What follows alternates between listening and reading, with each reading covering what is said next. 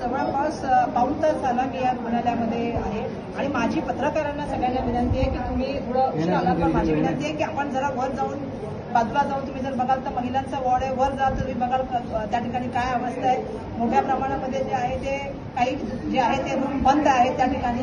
आणि याचं कारण काय यांनी सांगितलंय, त्यांनी सांगितलं की जानेवारीपासून जे आहे ते त्या ठिकाणी काम चालू आहे आणि त्याच्यामुळे आम्ही काही जागा ज्या आहेत त्या बंद करण्याचं काम केलेलं आहे. माझा VN देसाईच्या संदर्भामध्ये मोठं ऑब्जेक्शन यासाठी आहे की मी ज्या वेळेला याच्याकडे आतमध्ये आले तेव्हापासून मी वरपर्यंत जे जे रूम बघितले, तुम्ही जर अवस्था बघाल तर तुम्हाला कळून कशा तऱ्हेची अवस्था आहे. तुम्हाला मी एक पेशंटची भेट करून दिली, तिची आई माझ्याकडे आली आणि तिच्या आईने मला कंप्लेंट केली की 2 दिवसापूर्वी माझ्या मुलीचं जे आहे सिझरिंग ऑपरेशन झालेलं आहे आणि तिला त्या पंख्याखाली झोपण्यात आलेलं आहे, त्या पॅसेजमध्ये झोपवलेलं आहे. आम्ही आतमध्ये आलो बघायला, ती घेऊन गेली आम्हाला मुलीपर्यंत. ते भेटून आम्ही आतमध्ये आलो तर आम्ही बघतो आतमध्ये सगळे बेड खाली आहेत. आता मला डॉक्टर सांगतात की आमचे आहे इतके पेशंट येणार आहेत, इतके पेशंट येणार आहेत. पण माझा त्यांना प्रश्न आहे की तुम्ही स्वतः सुद्धा बघू शकता की सगळ्या ठिकाणी जे आहे ते जवळपास मला असं वाटतंय की वर्षभरापासून हे जे आहे ते हे बंदच आहेत मला वाटतं बेड.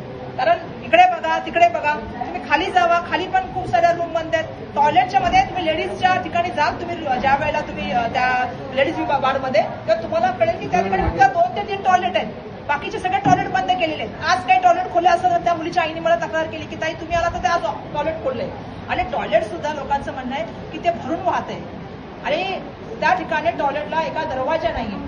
सगळ्यात महत्वाची गोष्ट की ते कंटिन्यू पाण्याने इतकी अस्वच्छता आहे. अस्वच्छता बाबतीमध्ये मला सातत्याने जे आहे आल्यापासून आता वर येईपर्यंत सगळ्यांच्या मला तक्रारी आल्या. मी स्वतः डीननं म्हटलं तुमच्याबद्दल एवढ्या तक्रारी अस्वच्छतेच्या बाबतीमध्ये आल्या आहेत, टॉयलेटच्या बाबतीमध्ये आल्या आहेत. इथल्या सगळ्यात VN देसाईचा म्हणजे हा महानगरपालिकेचं हॉस्पिटल आहे. गरीब माणसं या ठिकाणी येतात. सगळ्यात पहिला इथे आरोप झाला की ते डॉक्टर जे असतात त्यांच्याकडे फेक डिग्री आहेत.